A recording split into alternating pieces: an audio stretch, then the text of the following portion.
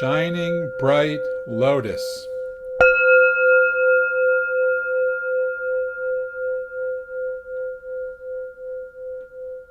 Okay, good morning. Once again, suffer well. Haha. Insights from Buddhist teachings. Uh, let's uh, let's start with the transforming suffering into peace, joy, and liberation. And I got another poem from Thich Nhat Hanh. He just touches my heart so deeply. So, breathe in. I calm my body. Breathe out. I smile. Dwelling in the present moment. I know this is a wonderful moment. Just let that land. Just breathe with that.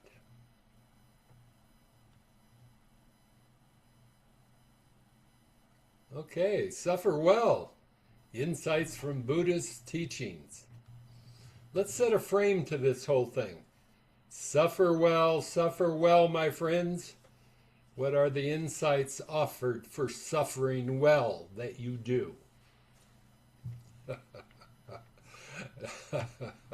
Now that may sound slightly concerning, like we're about to explore advanced techniques in becoming a very good at being miserable in our life. That's not my intention, by the way. What I mean by suffer well is to meet our experience with our awareness, with our kindness, with enough presence that suffering begins to transform. Wouldn't that be great? Once again, what I mean by suffering well, I'm going to say it again, is to meet your experience with awareness, kindness, and with enough presence that suffering begins to transform.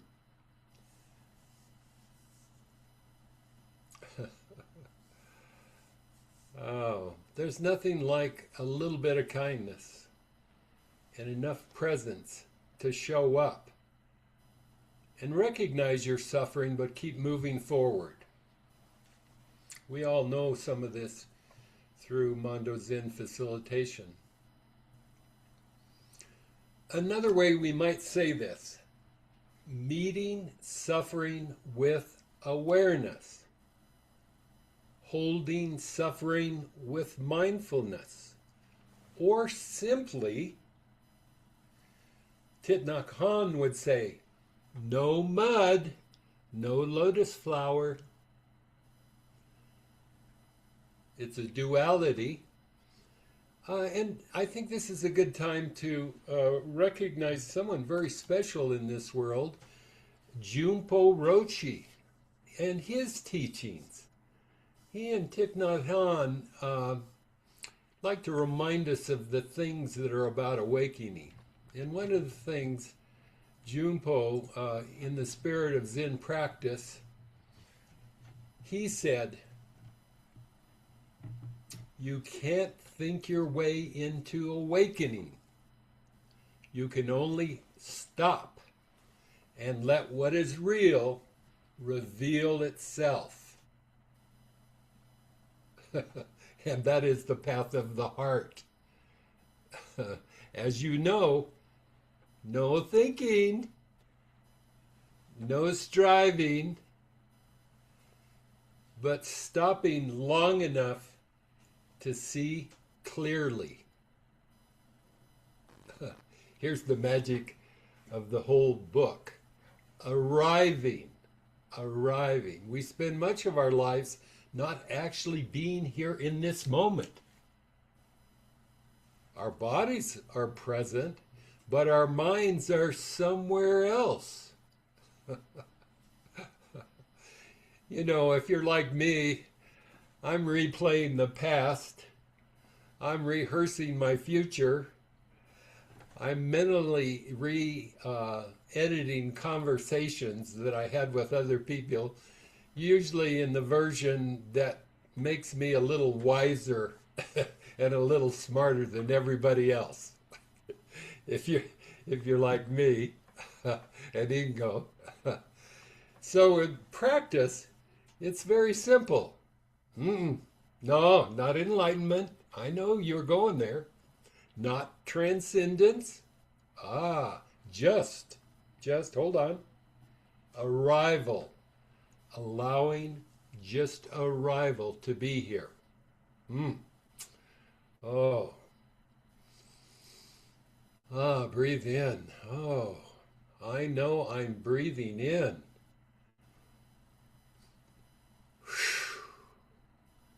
Breathing out. I know I'm breathing out. Let's just breathe. Your breath is your home. And the good news is, there is good news about the breath. It goes everywhere with you. You're never without the breath. Oh my goodness. No subscription to breath. You don't have to update it like an app. You don't have to be spiritually certified to breathe. Isn't that insightful? Breathing in, arriving. Breathing out. Ah, I'm home. Think about it. In traffic, in conversation, in confusion, you can return, not to escape life, but to re-enter it with pure awareness.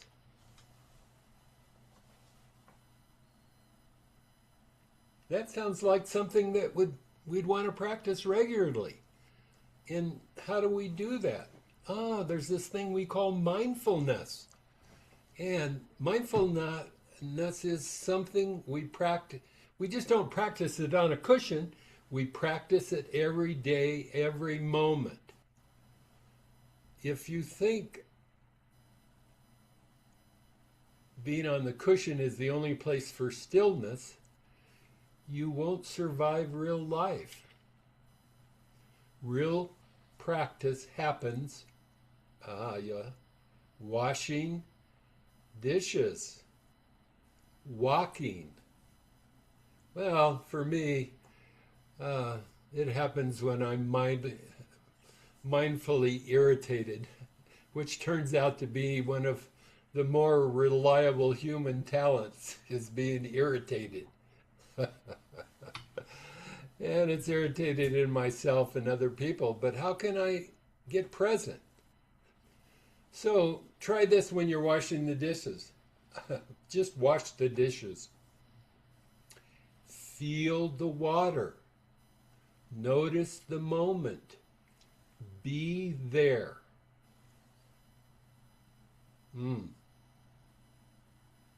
Spend our lives rushing to get to the next moment, which we will also rush through. So, how else can we enjoy our suffering? It's with our emotions.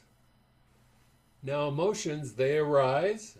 This doesn't have to be a problem. This is life, as we know from Mondo Zen. Anger, shame, disconnection. Oh, I'm going to suffer now. Fear, loneliness, frustration. Instead of, I'm angry. Try and recognize, note the things that are going on with her. Anger is here sometimes. Create the space for it. Allow it to be there. Know that it's in your body and release it. You don't have to be trapped by emotions. You just need to be aware of the emotions and recognize the emotions, as all of us know from Junpo's gift of Mondo. Let's take, for example, like holding a crying child. You don't fix it. You don't argue with the child. You stay breathing in. I see you. Breathing out. I'll take care of you. Okay. Suffer well. If you want to suffer well, there's this thing called interbeing that Thich Nhat Hanh talks about. A sheet of paper contains clouds. Without clouds, there's no rain. Without rain, there's no trees. You'll like this part. This is the magic. Without trees, no paper. Everything is, wait for it, connected. Everything is connected, including you. You are not separate. You are not separate, struggling alone. You, important you, beautiful you, wonderful you, are a part of this vast, interconnected life. And we occasionally forget where our keys are because we're humans. We have this balance in life. And so when we have this balance, what comes up for me is Dogen. Everybody knows Dogen. And I have a reflection that he didn't talk to me, but I felt like he was talking to me when I read it. And so I wanted to share it with you. So,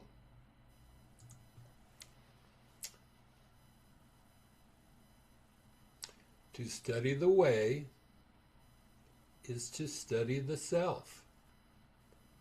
To study the self is to forget the self. And to forget the self is to be awakened by all things.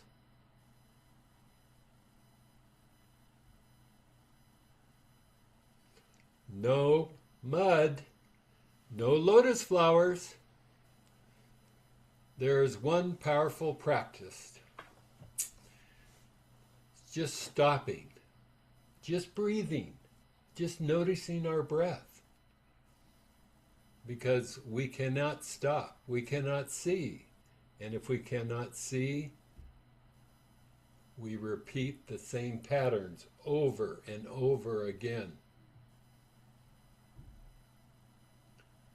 We repeat the same patterns over and over and over again. Does it remind you, or do you remember something in your life? Remember,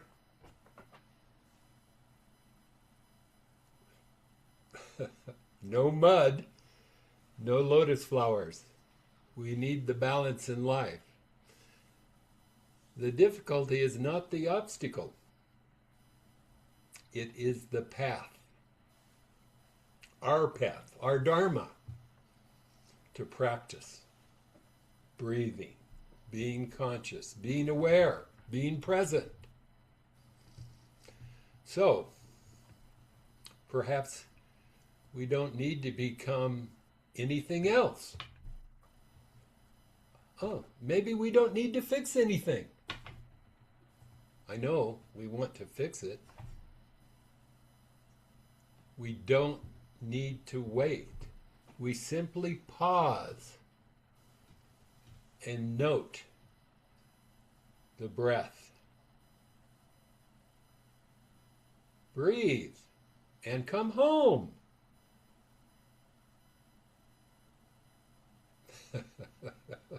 Have I said breathe enough for you? Breathe in and arrive. Breathe out, I'm home. Breathe in and arrive. Breathe out, I'm home. Rocking it at home in the old rocking chair. And when we forget, which we will, we begin again and again and again.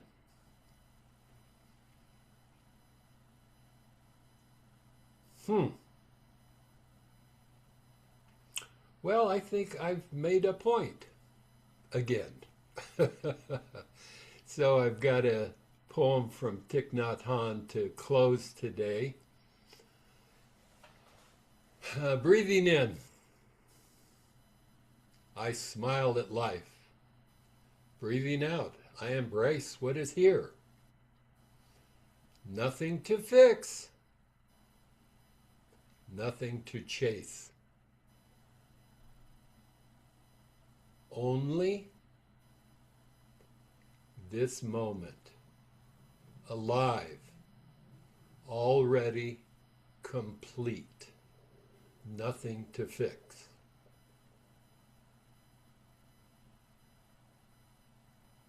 You are one, connected to all.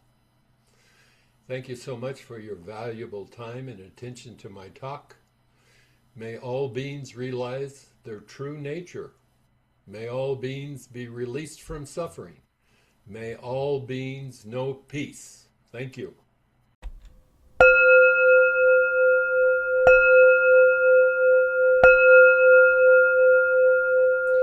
Shining bright lotus.